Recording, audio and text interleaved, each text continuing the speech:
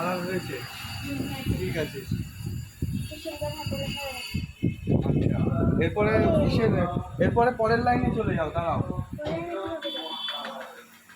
এ হলো, আচ্ছা, এরপর নিচের লাইনে নাম্বার মানে এন্টার।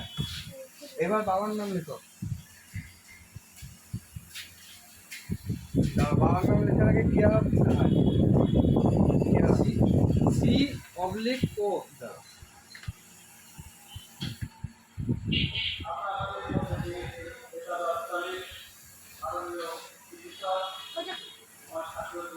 এই সি লিখতে হবে, হ্যাঁ, তারপরে এই যে অবলিক ও দিতে হবে, ও, ঠিক আছে। এইবার বাবার নাম কেয়ারক, কেয়ারক মানে বাবা।